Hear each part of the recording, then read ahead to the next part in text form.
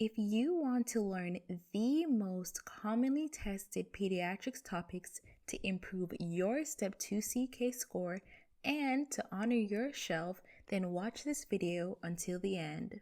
We'll discuss high yield points with mnemonics and quizzes for ultimate memory retention. And there will be timestamps on this video so that you can easily review all the high yield points.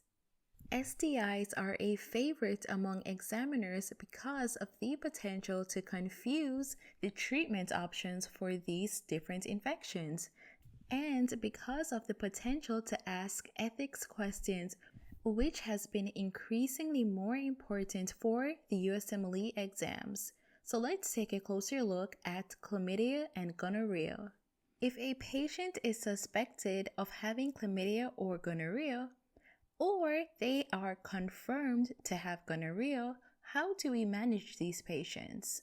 Well, if you suspect chlamydia or gonorrhea, then we give the patient both ceftriaxone and azithromycin or doxycycline. If the patient is confirmed to have gonorrhea only, we still treat them for both gonorrhea and chlamydia. So remember, ceftriaxone is used to treat gonorrhea, while azithromycin or doxycycline are used to treat chlamydia. So my question for you is, if a patient is confirmed to have chlamydia, how do we treat this patient? And if you said to give the patient azithromycin or doxycycline, then you are correct. So let's say a 16-year-old girl presents to you and she's being treated for chlamydia. Are you required to tell her parents about her diagnosis? Well, for the purposes of the USMLE, the answer is no. If you watch my very high yield video about emancipated minors, then you probably know this very well. But if you didn't watch it, that's okay. I will link it in the description below. But basically, emancipated minors can be medically or legally emancipated. In this case, the patient would be considered medically emancipated. And let's take a quick look at an extremely high yield and easy mnemonic to remember this. And that is with the MEDIC mnemonic. M for mental health, E for medical emergencies, D for diaphragm so that you can remember contraception, and I for STI, and C for conception or pregnancy. So if a minor presents to you with an STI, then they are considered medically emancipated and they do not require the consent of their parents to receive treatment. If you are enjoying this content so far, please be sure to power up that like button and share it with friends so they also know these extremely high yield points. Now let's take a closer look at the management of Lyme disease. It is extremely high yield to know this because of the different treatment options provided to patients based on their age. So if a patient is less than 8 years old, they are given amoxicillin. However, if they are older than 8 years old, then they are given doxycycline. This is because doxycycline is a tetracycline and it can cause adverse effects on their teeth. More specifically, teeth discoloration. So now we know how to manage patients who are less than 8 or older than 8. But let's look at how we treat patients with late or disseminated Lyme disease. So late Lyme disease presents with Bell's palsy, erythema chronicum migrans, carditis, meningitis, migratory arthralgia, or even encephalitis. So, if the patient presents with any of these symptoms suggesting late or disseminated Lyme disease, then the treatment of choice is IV ceftriaxone. If you have done any of the pediatric CMS forms from the NBME, then you should be very familiar with this concept. If there is a full-term pregnancy and then the mother has to do a C-section, this can increase the risk of transient tachypnea of the newborn. And on X-ray, you can see bilateral perihilar linear streaking. Transient tachypnea of the newborn is the most common cause of respiratory distress in full-term newborns. So let's take a step back and look at the pathophysiology of TTN. So normally, mature fetal lungs begin to reabsorb liquid in late gestation in response to increased hormonal signals. This resorption of liquid usually increases during labor. So that's why patients who are born by C-section are at an increased risk of TTN, or transient tachypnea of the newborn. This can also occur in premature newborns. Sometimes TTN can be confused with respiratory distress syndrome, which is seen in premature infants. However, RDS can be differentiated from TTN by low lung volumes and air bronchograms on chest X-ray. If a patient presents with post-tussive vomiting or facial petechiae, we should suspect pertussis. In this case, we would hear a classic inspiratory whooping cough. Prophylactic management of this includes providing a macrolide and droplet isolation, very, very, very high yield. Now let's look at two forms of muscular dystrophy, Duchenne and Becker. They are both autosomal recessive. It's very important that you remember this because in Step 2CK, you can also be quizzed on modes of inheritance. So, the two major differences between these conditions are the age of the patient. Patients are usually ages 1 to 5 when they have Duchenne. However, with Becker, it affects older patients such as adolescents. So, I remember something high yield about Becker because it kind of sounds like better, meaning that Becker is less severe or Becker is better. Now let's move on to psoriasis. Dermatological conditions are extremely high yield for Step 2CK, and it is no different for pediatrics. I created one of the most high yield and comprehensive dermatology reviews, and I'll be sure to link it in the description below. I really recommend that everyone watches this before their exams. So, psoriasis mainly affects the extensor surfaces, like the knees and elbows. It is associated with HLA-B27. But how does it look? Well, patients with psoriasis usually have scales or plaques on their extensor surfaces. And you can also see different changes like nail pitting and the Kubner phenomenon. That's basically when irritation can cause the development of the scales or the plaques to be seen. So it's extremely, extremely high yield. I can't stress it enough to know all the different manifestations of psoriasis. Remember, it affects the scalp, the extensor surfaces, the nails. You have Kubner's phenomenon, you have Auspitz sign. They are all high yield, and the USMLE really loves to test this concept.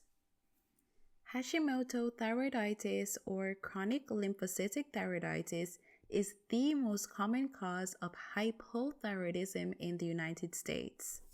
It is an autoimmune condition. So let's say that you see a patient and she has a family history of autoimmune diseases.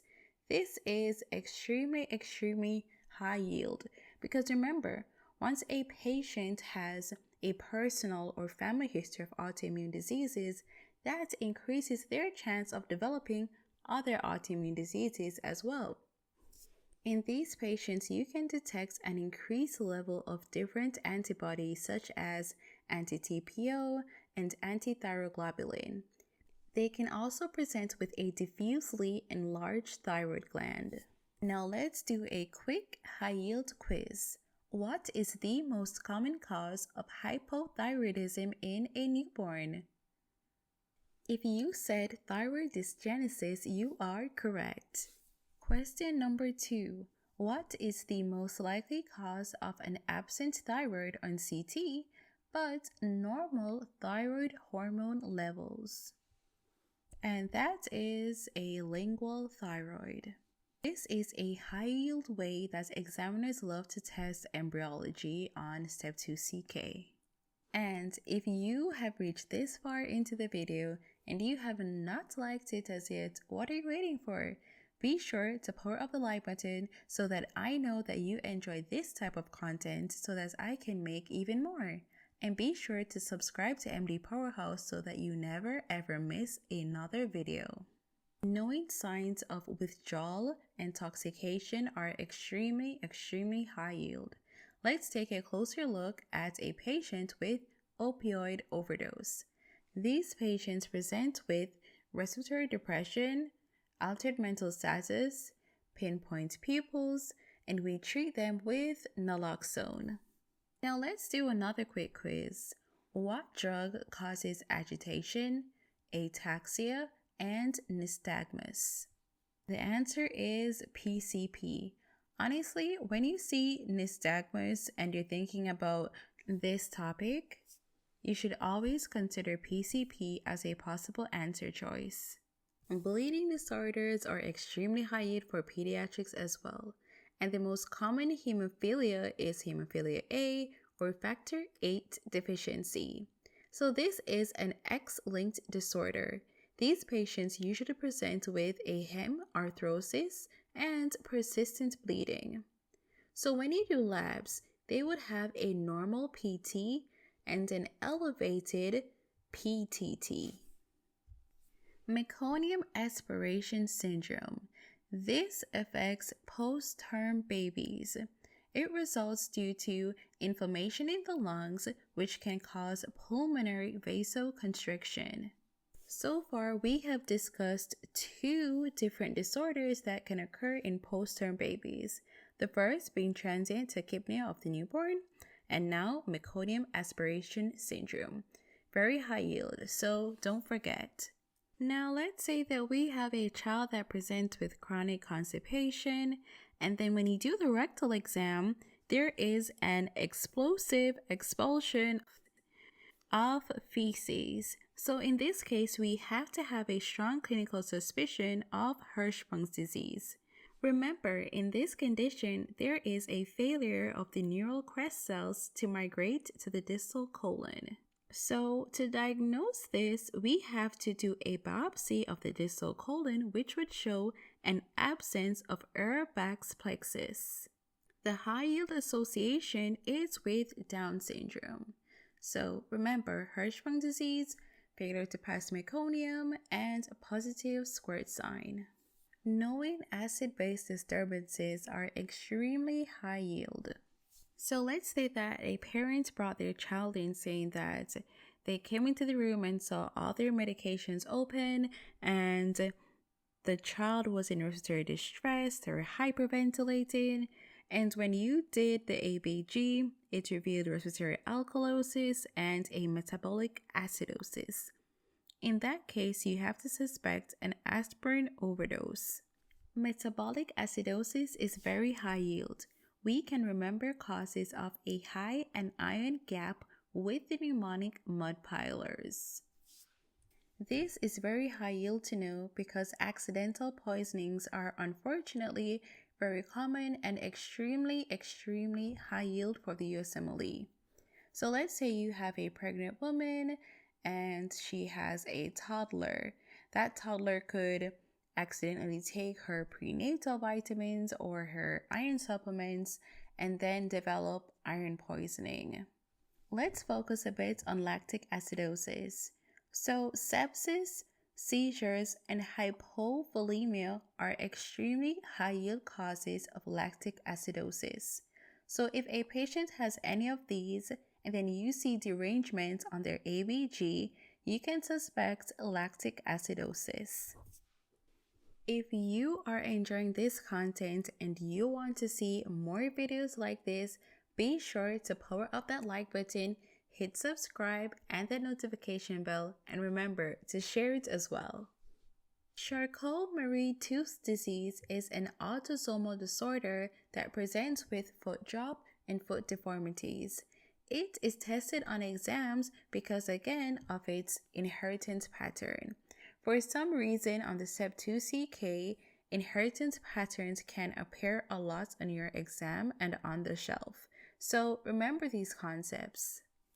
The diagnostic criteria for rheumatic fever can be remembered with the Jones criteria: joints, carditis, subcutaneous nodules, erythema marginatum, Sydenham chorea. So remember that these patients are usually treated with penicillin. Okay, now let's talk about some very high yield facts for rheumatic fever. So rheumatic fever is the number one risk factor for mitral stenosis. And the most common arrhythmia seen in patients with mitral stenosis is atrial fibrillation. Remember that mitral stenosis presents with a diastolic rumble in the fourth intercostal space in the mid-clavicular line. Legg-Calvé-Perthes is an avascular necrosis of the femoral head. It is more common in boys, and obesity is a major risk factor. So if you suspect that a patient has constitutional growth delay, we need to assess their skeletal maturation. And we also need to assess their thyroid hormone levels and insulin-like growth factor. Gestational diabetes can cause the fetus to have macrosomia, and when they are born, they can be irritable and jittery. This can be due to different causes such as hypoglycemia, hypocalcemia, and hypomagnesemia. Testicular torsion and epididymitis are extremely high-yield topics because of their ability to be easily confused. Basically, any topic that can be confused will be commonly tested by examiners, and of course, it will be a favorite. Patients with torsion of appendix testes may have a palpable blue dot sign. If you would like to know very high-yield mnemonics of how to differentiate between testicular torsion and epididymitis, be sure to check the description of this video. Immunodeficiencies are another favorite among examiners. So Bruton's is a X-linked disease seen in boys. This involves absent B cells, poor germinal center development, and scanty lymph nodes and tonsillar tissues. So patients with Bruton's can present with recurrent sinopulmonary infections due to a deficiency in IgA. Decreased IgG can also cause increased infections with encapsulated bacteria. There may also be parasitic infections due to a decrease of IgE. Remember, in Bruton's, you see diffusely low immunoglobulins. Knowing immunodeficiencies is another very high-yield tip. It will land you major points on exam day. If you are enjoying this content so far, be sure to power up the like button, hit subscribe, and that notification bell, and also share it with your friends. When you like videos, it lets me know what type of content you like and if I should make more. So if a patient presents with flank tenderness, flank ecchymosis, then we should do urine testing because this patient may have some sort of renal injury. So if that urine testing is positive for, let's say, hematuria, then we can go on to do a CT scan. Post-exposure prophylaxis or preventing the transmission of diseases is very commonly tested. If a mom has hepatitis B, we can prevent the vertical transmission of hepatitis B by giving the baby the vaccine and the immunoglobulin. We do the same thing for rabies. So if we want to prevent rabies, we give the patient the rabies vaccine and rabies immunoglobulin. Indications for endotracheal intubation is very commonly tested in the USMLE exams. So, indications include general anesthesia, failure to oxygenate, failure to ventilate, and an inability to protect their airways. A high-yield condition that requires intubation on the USMLE exam is epiglottitis. Remember that these patients present with the tripod stand, they can't breathe very well, and are at risk for impending respiratory failure, so they usually require endotracheal intubation. Next, let's talk about reassurance. I know it sounds like a odd fact or topic, but hear me out. Let's say that a patient presents with blue spots on their lower back and the patients are freaking out. They have no idea what to do. And in the answer choices, you would see reassurance. In that case, you definitely give reassurance because more than likely this patient has Mongolian blue spots and these spots fade over time.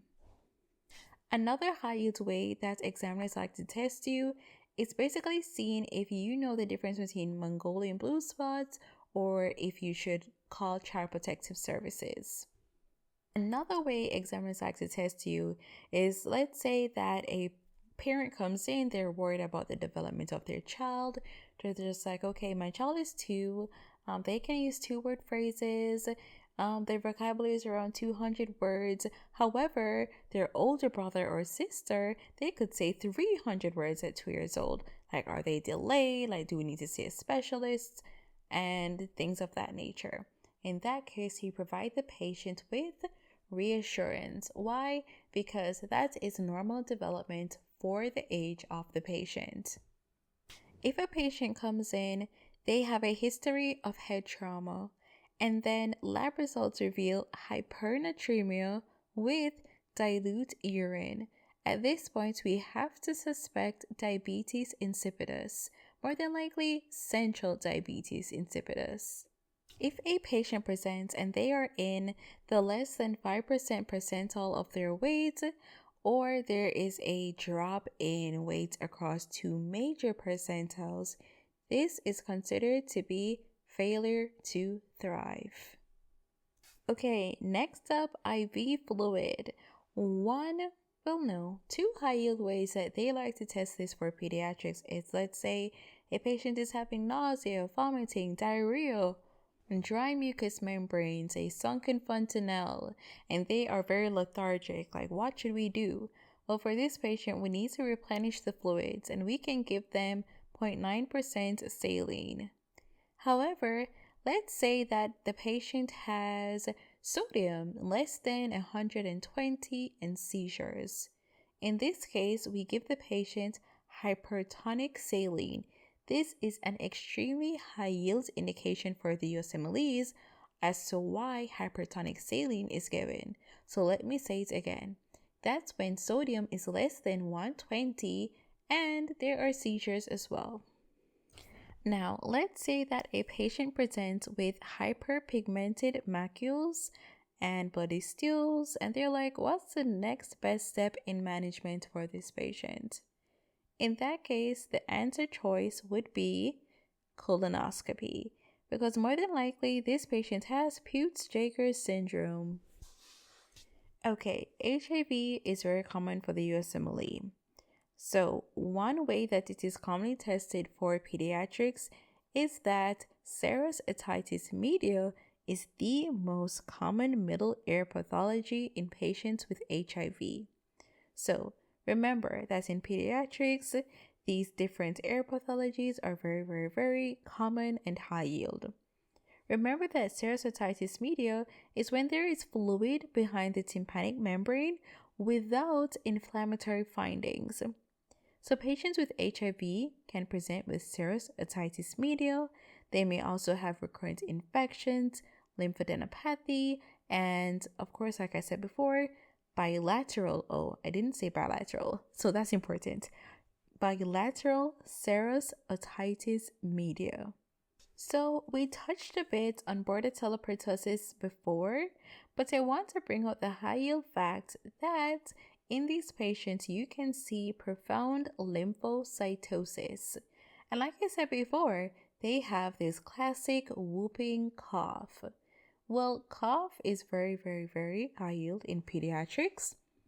Another high yield cough is the seal bark cough. So it's very important for you to know the seal part cough and the whooping cough because they're so high yield to know, and you have to know how to differentiate them and the key clinical features of them. We can remember the seal part cough with the L's mnemonic. So remember, the seal part cough is commonly seen in croup, and croup is laryngotracheobronchitis. It is caused by parainfluenza and, of course, the seal part cough. And on X-ray, you can see the steeple sign.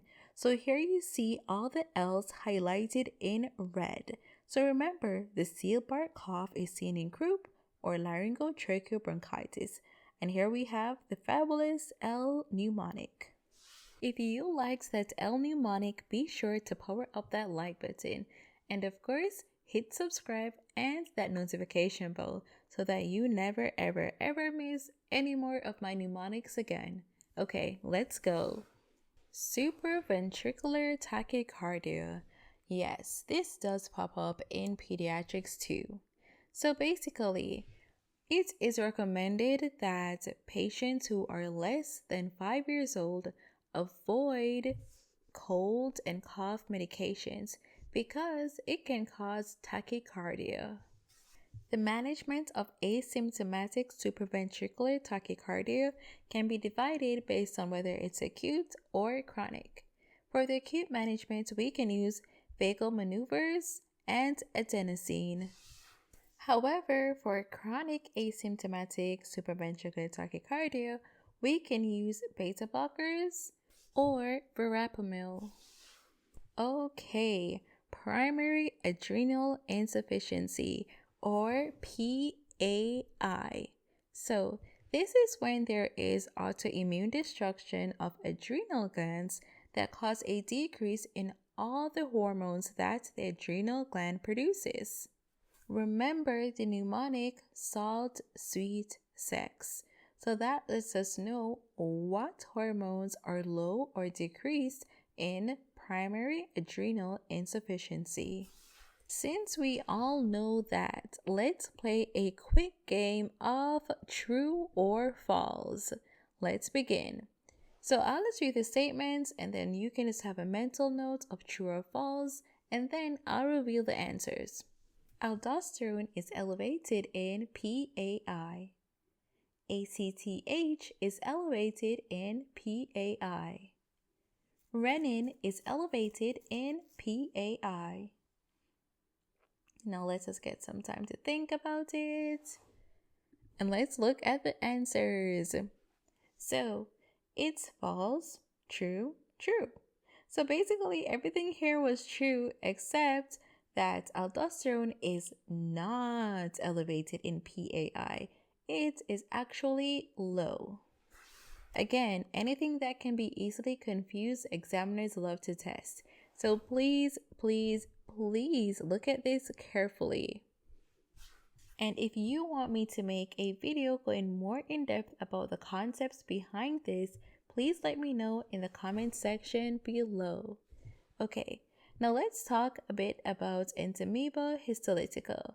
So these patients usually present with fever, GI pain, bloody diarrhea, right upper quadrant tenderness, and maybe even hepatomegaly, and a colonic flask-shaped ulcer. So for these patients, we treat them with metronidazole and intraluminal paromomycin for right upper quadrant liver abscess. So entamoeba histolytica is an inflammatory cause of diarrhea. So we can remember highly tested inflammatory causes of diarrhea with the mnemonic success. S. Shigella, U. Ulcerative colitis, C. Crohn's, C. Campylobacter, E. Entamoeba histolytica, S. Salmonella, and the other S, well, there's nothing for that. But yes, success. So this lets us know what are the most commonly tested causes of inflammatory diarrhea. And now we have retinoblastoma. Remember that these patients present with a unilateral absence of the red reflex. Pop quiz. What may X-ray findings of a patient with retinoblastoma show? If you said a sunburst appearance, then you are correct. Remember that patients with retinoblastoma can have osteosarcoma. It's very important that you remember these connections. They also love to test associations such as bacterial and Wager. So basically, I discussed those high yield associations in my first pediatrics breakdown. Again, I'll leave that very high yield video for you down in the description below. If you see a question and you look at the labs and see that all 3 blood cell lines are low, like the white blood cells are low, the red blood cells are low, and the platelets are low, please think of aplastic anemia. Tuberculosis is one of the most commonly tested infectious diseases. So we have to remember that tuberculosis has risk factors. One of the main ones being living in crowded spaces, such as nursing homes, homeless shelters, or prisons. So my question for you is, can tuberculosis cause exudative or transidative pleural effusions? Please leave the answer in the comments section below. If you see a patient and all their labs are fine except with their weight and their glucose levels, as in they lost some weight and they have hypoglycemia or symptoms or signs of hypoglycemia, we have to suspect inadequate caloric intake. Okay, causes of bilious and non-bilious vomiting are so high yield, and again, that's because they can be easily confused. So in this case, if a patient has intestinal malrotation, they can have bilious vomiting. Now let's play a quick game that I like to call a bilious or non-bilious. Okay, so duodenal atresia, bilious or non-bilious vomiting? Well, if you said bilious, then ding, ding, ding, ding, you get 50 coins. That is correct. So remember that patients with duodenal atresia, you can see the double bubble sign. And this is associated with trisomy 21. And remember that you have jejunal atresia as well, where there is a triple bubble sign. And this is usually associated when there is some sort of vascular compromise or blood flow compromise. Okay, pyloric stenosis, bilious or non-bilious? If you said non-bilious, then you get 50 more coins. Awesome. So for pyloric stenosis, you usually have a clinical case where a mother is bathing her baby and then she feels like this red mass. It is usually described as an olive-shaped mass. Remember that erythromycin increases the risk of pyloric stenosis. And that brings us to the end of this game, bilious and non-bilious. So if you liked that game, be sure to power up the like button. If you enjoyed the mnemonics, the high yield points, be sure to power up the like button. Hit subscribe and that notification bell so that you never miss another video and so that I know to create even more videos like this. And remember, sharing is caring, so be sure to share it with your friends. Okay, so minimal change disease. So these patients usually have a proteinuria that's preceded by a viral illness. I have a very high yield video comparing HSP and IgA nephropathy as well as minimal change disease that you should definitely watch. Okay, so another high yield topic is PCOS.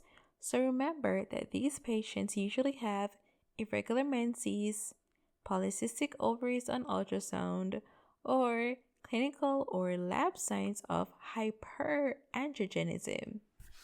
And here we have hereditary spherocytosis. It is an autosomal dominant disorder, and lab findings reveals normocytic normochromic anemia with increased MCHC and a negative CUMSES.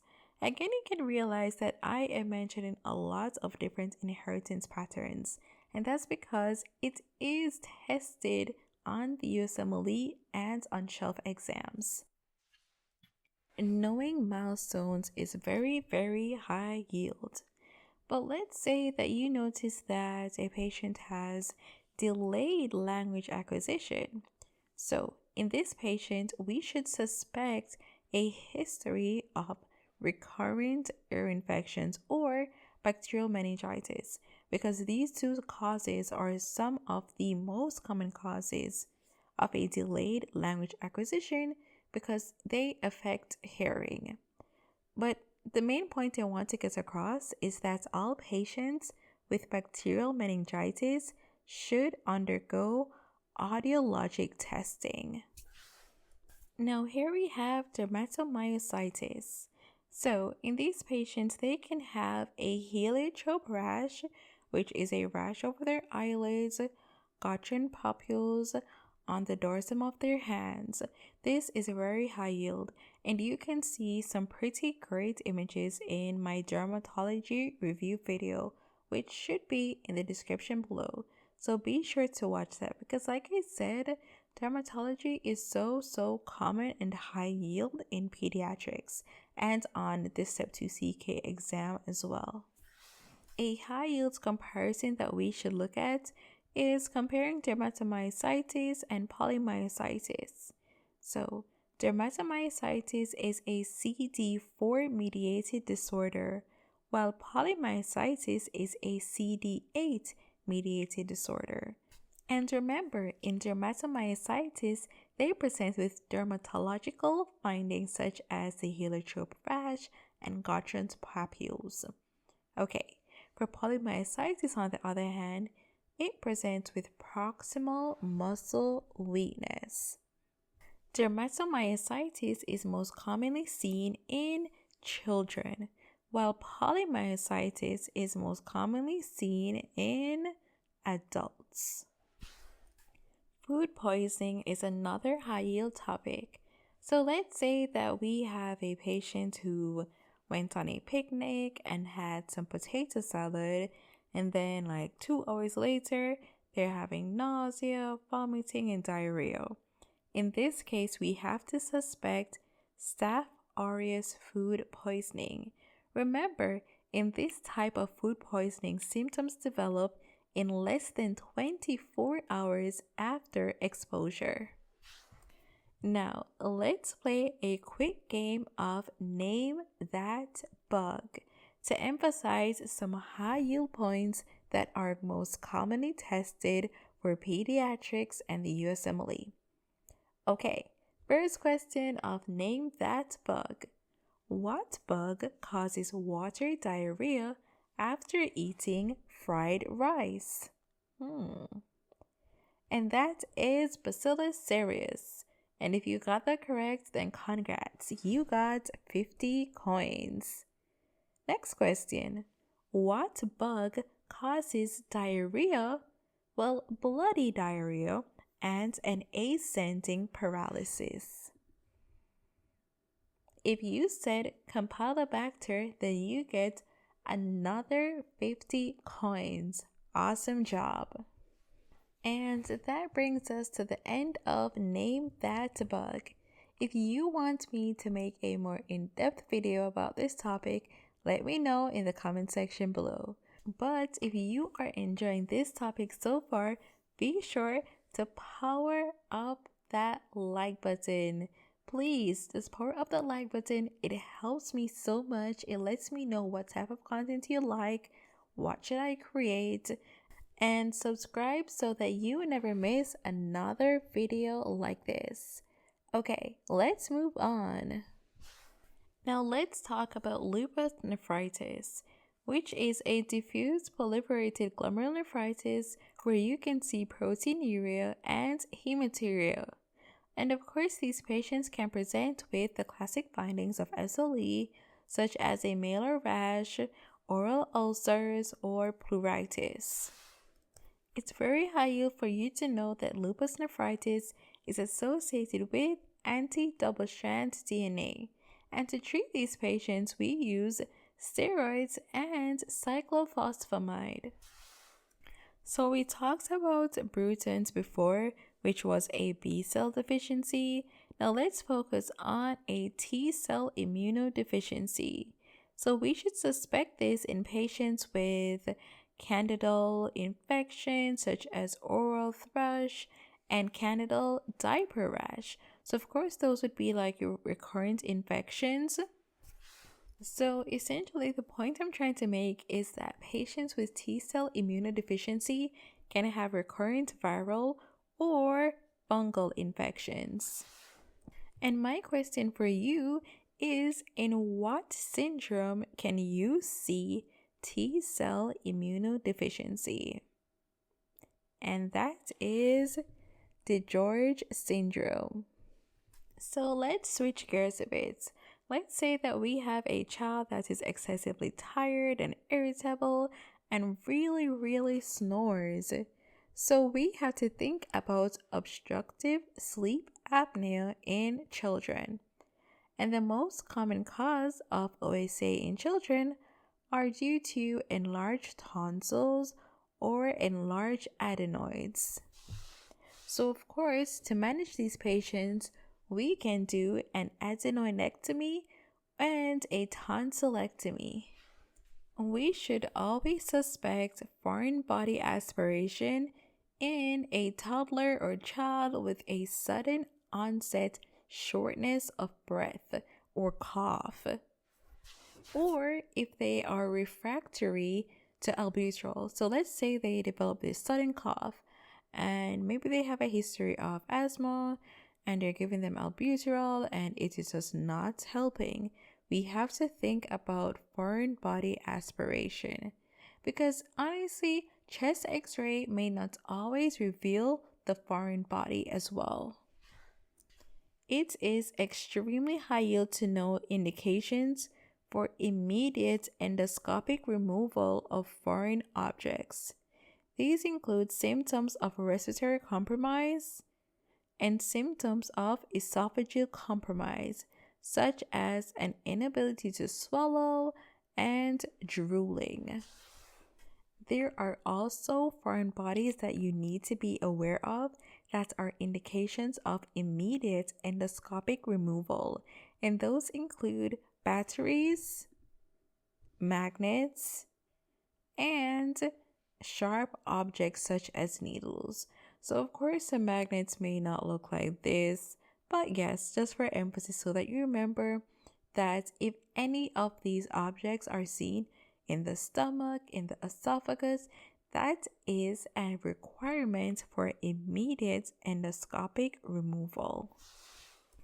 So, aortic regurgitation. These patients usually have a widened pulse pressure and bounding pulses. They can also have a left ventricular volume overload. So when auscultating the chest for aortic regurgitation, you will hear a blowing diastolic murmur at the upper right sternal border. Now let's get some quick bonus points about chronic aortic regurgitation. So this can be due to congenital bicuspid aortic valves or post-inflammatory causes such as endocarditis. And lastly, we have aortic root dilation. This can be seen in Marfan syndrome and in patients with syphilis. Spina bifida. This occurs due to failure of the spinous processes to fuse around the spinal cord. It presents with a tuft of hair in the lumbosacral area. These patients can present with numbness below the waist and also thigh pain associated with swelling. In this case, you have to do an X-ray to rule out fractures. It's also extremely high yield for you to know the organisms that can cause infections in infants less than 3 months old. And we can remember that with the Bell pneumonic, Group B strep, E. coli, and Listeria. If we suspect an infection with any of these organisms, we can treat empirically with ampicillin and gentamicin. In kids that are older than 3 months old, then we can suspect causes like strep pneumo, H. flu, and varicella for common causes of meningitis and pneumonia. In this case, we would treat empirically with vancomycin and ceftriaxone. So we just briefly mentioned meningitis, but it is very high yield for us to understand CSF analysis. Okay, so how I broke it down is that first we look at the glucose, and we can classify it as being low or normal. But first, let's look at what would happen if the glucose is low. If the glucose is low, then we have to look at the white blood cell count. If it is elevated with a neutrophil predominance, then we should suspect bacterial meningitis. Okay, now still on low glucose. If the glucose is low, however, there is a lymphocyte predominance, or the white blood cell count is variable, we should suspect fungal meningitis. It's very high yield for you to know that TB presents just like a fungal meningitis would in terms of its CSF analysis. Also, remember that fungal meningitis is very high yield in patients with HIV or who are immunocompromised. Now let's look at normal glucose levels. So if the glucose is normal, but the lymphocyte count is elevated, then we should suspect viral meningitis.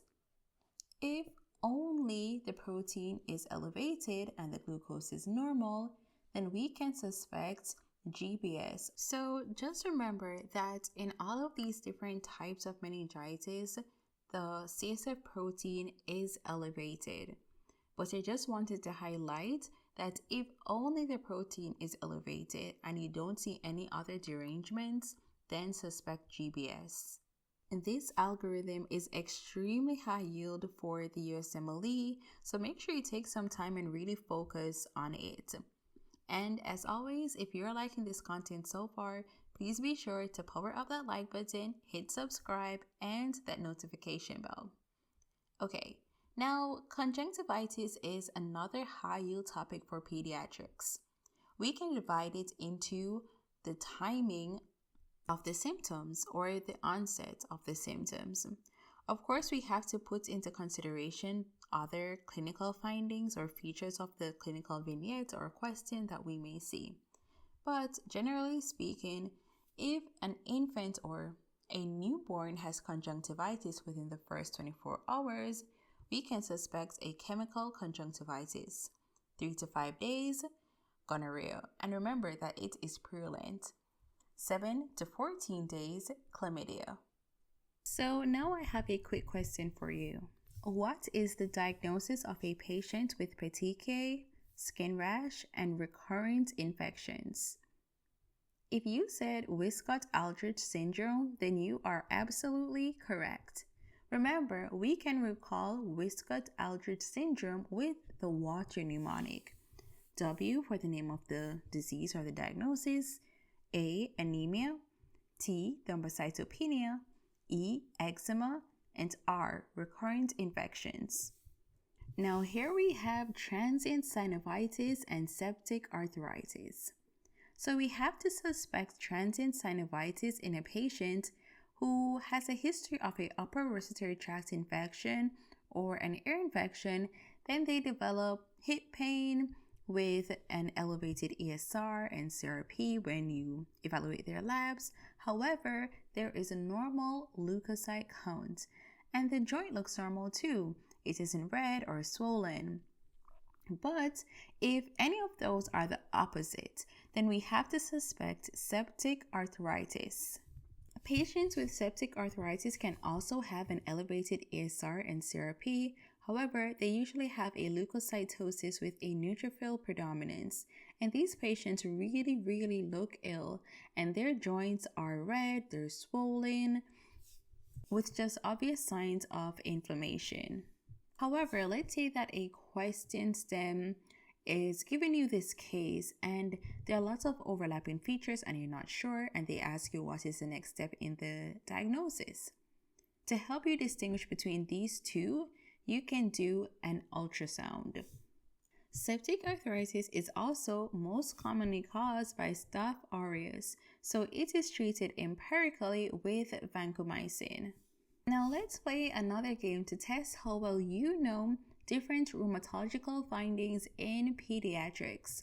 Basically, I'll be giving you the buzzwords and you have to then come up with the diagnosis, okay? Let's begin. A palpable clunk on examination. That's an easy one. That is DDH, or developmental dysplasia of the hip.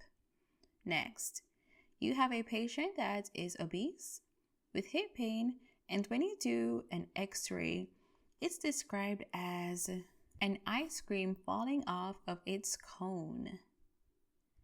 And that is SCFE, or slipped capital femoral epiphysis. So for SCFE, the risk factors are obesity, a growth spurt, especially in adolescent boys ages 10 to 14, and extremely high yield hypothyroidism, because thyroid hormones usually ossifies the growth plate. So children with endocrinopathies have SCFE at an earlier age, less than 10, and are more likely to develop bilateral disease. This is extremely high yield. So remember, if they have any endocrine pathologies, it can present in a younger age and be bilateral. However, otherwise, it can present in patients between 10 to 14 and can be unilateral. Tenderness at the tibial tubercle, and that is Osgood-Schlatter's disease. Joint swelling and an elevated PTT. And if you said hemophilia, that is correct. And do you remember which hemophilia is the most common? If you said hemophilia A, then that is correct as well. So for this next question here, well, there aren't any words, just a picture. So if a parent comes in and says, hey, they're doing this with their child, and then they're having this excruciating pain, what should we think of? And of course, that is the nursemaid's elbow, where you have a radial head subluxation. Now let's talk about ear infections. So otitis externa is also called swimmer's ear. The most common organism is Pseudomonas, and the second most common organism that causes this is Staph aureus.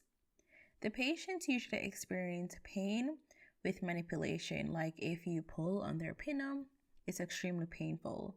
You can also note purulent otorrhea.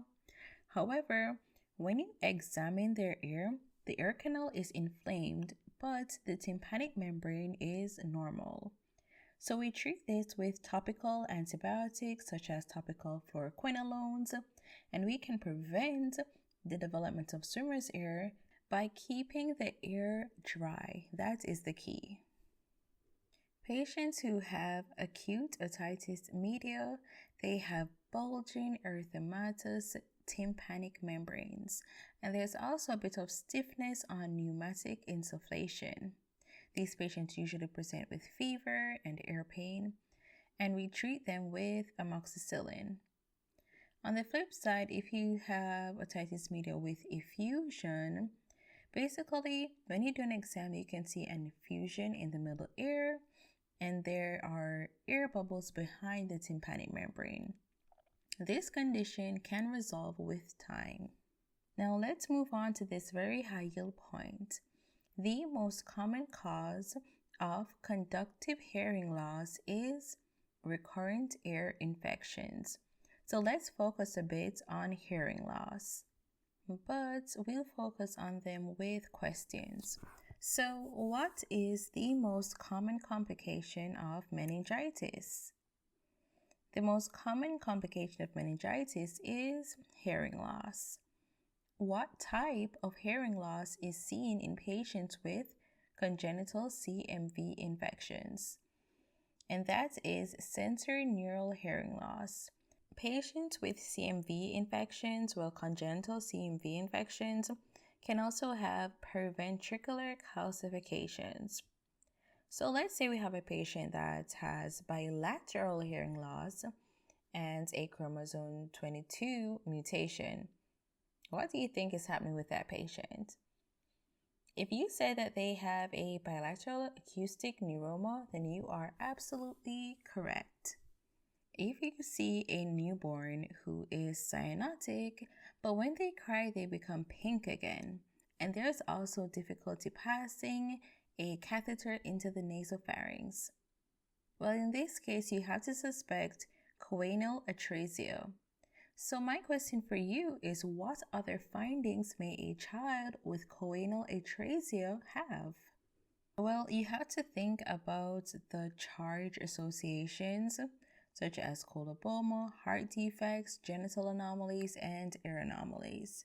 Do you know what the A and R in charge stands for? If you do, comment it down below. Also, I want to highlight that if there is an inability to pass a nasogastric tube, think about esophageal atresia, and in that case, you have to consider Vactero. If you watched my first pediatrics review, you should know all of these very high yield associations very well because they are commonly tested. If you are enjoying this content, please be sure to subscribe to MD Powerhouse so that you never miss another high yield review like this. And power up that like button too. Okay, now let's move on to the next topic, which is febrile seizures. So there are two main types of febrile seizures, simple and complex. So in simple febrile seizures, you have generalized seizures lasting less than 15 minutes, and the patient has one seizure in 24 hours. However, for a complex seizure, those seizures are focal, lasting greater than 15 minutes, and they may have greater than one seizure in 24 hours. To classify a febrile seizure as simple or complex, they don't have to have all three of these specific clinical features. If they just have one, like let's say a patient has a seizure lasting 20 minutes, that would be a complex febrile seizure. Typically for febrile seizures, they only require supportive care. So febrile seizures are the most common neurological disorder affecting children, and they're basically a benign complication of fevers. And having febrile seizures does not mean that the child has epilepsy, and honestly, febrile seizures cause a very, very, very low risk of developing epilepsy. And I also want to highlight that supportive care for febrile seizures include things like antipyretics such as acetaminophen and ibuprofen, which inhibits the synthesis of PGE2. So this basically improves patient's comfort during the fever, and we should also take a look at the risk factors. So that includes like high temperatures, a family history of febrile seizures as well. And because CNS infections can present with these symptoms as well, we need to exclude CNS infections as a possible cause for a child who has fevers and seizures. And here is this classic presentation of impetigo. So the patient will come in with honey-crusted lesions around their mouth, and this is very contagious. And the most common cause of impetigo is Staph aureus, and we can treat it with mupirocin. So for an extremely high review of dermatology, please check out my dermatology review video. It includes everything, absolutely everything. Dermatitis, fungal infections, that's everything that you need to know for the USMLE exam. Now let's take a closer look at cystic fibrosis. So cystic fibrosis is an autosomal recessive disease that occurs to a mutation in the CFTR gene.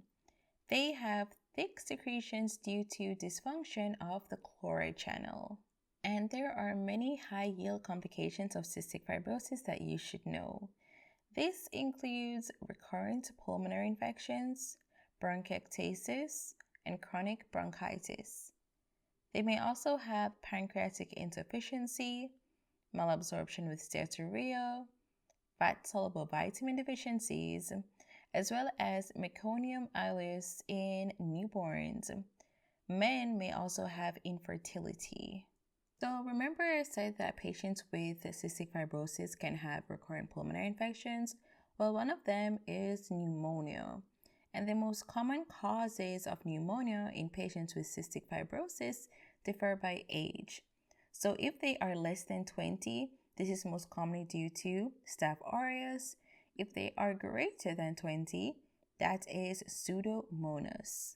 It's very high yield that you know that an increased chloride concentration in pilocarpine-induced sweat test is diagnostic. Lab findings can also reveal a low serum trypsinogen. Now let's take a look at some other high-yield associations that you should know. So patients with cystic fibrosis can have nasal polyps, rectal prolapse, and congenital absence of vas deferens. That's why there can be infertility in men. However, typically spermatogenesis is normal or unaffected. So treatment for cystic fibrosis is multifactorial. These patients need help with mucus clearance, and you can employ different maneuvers such as using hypertonic saline. Other treatment options are aerosolized Dornase alpha, as well as chest physiotherapy and albuterol. Because they have pancreatic insufficiency, they also need pancreatic enzyme replacement.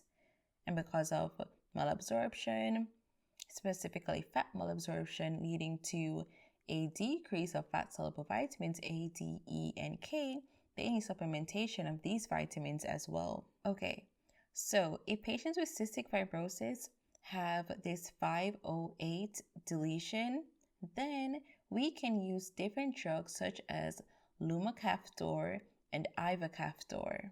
The mechanism of action of these drugs are so interesting. For example, ivacaftor actually opens the chloride channels and improves chloride transport, while lumacaftor corrects misfolded proteins. But honestly, guys, it's like a well-known or open secret that the USMLE examiners love to test cystic fibrosis. So I definitely had to include it in part 1 of this review. And that brings us to the end of part 1 of the most commonly tested pediatrics topics for the USMLE. And I will leave you with this high-yield tip. Remember that for pediatrics, that is where examiners really love to test step 1 concepts, such as immunodeficiencies and inheritance patterns. So take the time and review those concepts as well. And of course, the other 2 commonly tested topics are vaccines and developmental milestones. But yes, that brings us to the end of this video officially.